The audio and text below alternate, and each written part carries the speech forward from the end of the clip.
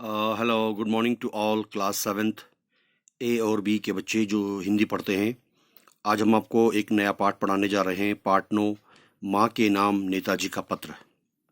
तो हम ये उम्मीद करते हैं कि आप अपने घर पर अच्छी तरह से होंगे, सुरक्षित होंगे और घर पर ही रहकर अपना जो ये ऑनलाइन क्लास है इसको अच्छी तरह से आप लोग ज्वाइन करते रहिए और साथ साथ अपनी पढ़ाई पर ध्यान देते रहिए।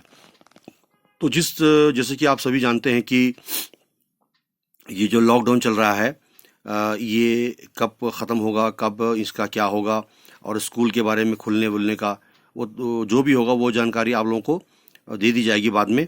तो लिहाजा फ़िलहाल तो आप लोग घर पर ही रहकर अच्छी तरह से अब जो जुलाई में होने वाला जो हमारा T1 एग्ज़ाम है उसकी आप तैयारी करते रहिए और ज़्यादा से ज़्यादा बच्चे जो हैं वो क्लास में ज्वाइन होने की कोशिश करिए आप लोग।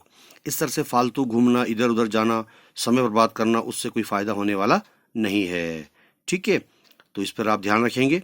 चलिए शुरू करते हैं। क्लास सेवन्थ ए और बी के बच्चे जो हिंदी पढ़ने वाले हैं, पार्ट 9, माँ के नाम नेताजी का पत्र। तो ये है भाग 1 और पेज नंबर 68 पर है।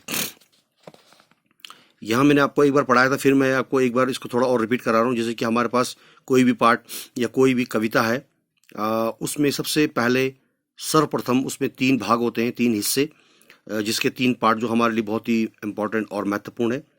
पठन पूर्व बोध, भाव बोध, जीवन मूल्य बोध। तो इनको पढ़ना और इसके बारे में समझना हमारे लिए बहुत ज़रूरी है। ये मैंने आपको पहले भी बताया था।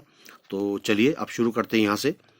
ये जो पत्र है, ये जो चिट्ठी है, लेटर, ये सुभाष चंद्र बोस अपनी माँ के नाम लिखते हैं कि किस तरह से देश के हालात, हमारे देश में, भारत में उसकी जो बुरी हालत है, उसकी दुर्दशा है ना, उन तमाम चीज़ों के बारे में अपने पत्र में वर्णन कर रहे हैं अपनी माता के लिए, जो लोग चिट्ठी लिख रहे हैं।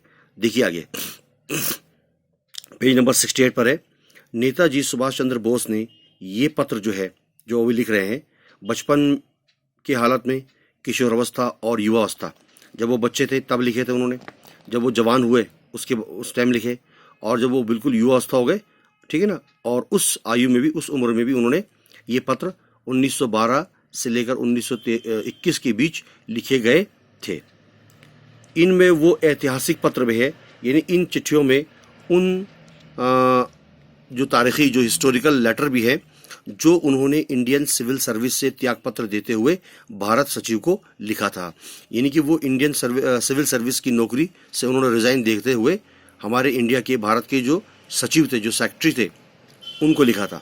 इंडियन सिविल सर्विस से इस्तीफा देने के अपने निर्णय के संबंध में इंग्लैंड से देशबंधु चित्तरंजन दास को लिखे गए पत्र और शरत चंद्र बोस को लिखे गए पत्रों में सुभाष चंद्र बोस के जीवन के पहले सबसे बड़े निर्णय की चर्चा भी की गई है। और ऐतिहासिक दृष्टि से अगर हम इसे हिस्टोरिकल नज़रिए से देखें तो सबसे अधिक प्रेरणाप्रद, यानी कि बहुत ही इंस्पिरेशन मिलने वाला, इससे कोई हमें सीख मिलती है। ये तथ्य, ये सबूत भी हमारे सामने है कि ये प्रस्तुत कुछ पत्र पहली बार उस राजनीतिक जीवन दृष्टि, आयोजन और कौशल को प्रकट करते हैं जिसे लेकर वो भारतीय राजनीति के मंच पर अवतरित होने वाले थे। लेखक कह रहा है कि सुभाष चंद्र बोस जो है वो एक ऐसी सीख थी कि उनके बताए हुए मार्ग पर चलने के लिए हम सभी को कोशिश करनी चाहिए। और जो इन्होंने ये पत्र, ये चिट्ठी जो अपनी माता को लिखा है, देश की हालत के बारे में अवगत कराने के लिए कि किस तरह से हमारे देश की हालत जो है वो बहुत बुरी हो चुकी है, ठीक है ना। तो इन सभी का हमें संकल्प लेना है और इस सेवा धर्म का पालन जो है हम सबको करना चाहिए। तो इस तरह से उन्होंने इस पत्र में अपनी माता को लिखा है। तो जीवन मूल्य बोध का जो एक 2-3 लाइन है वो मैं आपको बता दूं कि मातृभूमि के प्रति यहाँ लिखा है, देखिए, आभार प्रकट करना, ठीक है, और मातृभूमि की सेवा का हमें संकल्प लेना चाहिए। अपने स्वाभिमान को जगाना और जाति की विरासत के प्रति अपनी आस्था, हम जो यकीन करते हैं, जिसमें हम भरोसा रखते हैं, उसे व्यक्त करते हुए उसे संभाल कर रखना। व्यक्तिगत स्वार्थ से ऊपर उठकर, यानी हम अपने निजी मतलबी उन तमाम चीज़ों से परे हटकर जन जन का हित करना आदि हमारे लिए होना चाहिए। तो हमें अपने मतलब और अपने लालच, अपने लोभ, इन तमाम चीज़ों से ऊपर उठकर हर एक लोगों का, जन जन माने हर एक लोगों का, हमें उनका भला करना, उनके लिए सहायता करना, उनके लिए नेक काम करना आदि हमें करना चाहिए।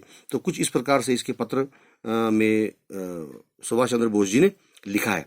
तो यहाँ पर लिखा था, तो मैंने आपको उस दिन भी पढ़ाया था, फिर भी मैंने इसको आप थोड़ा सा आपको एक बार और बता दिया। तो ये था भाग 1, ठीक है। अब भाग 2 जो है वो हम आपको कल पढ़ाएंगे। इनको आप पढ़ते रहेंगे, समझते भी रहेंगे। धन्यवाद।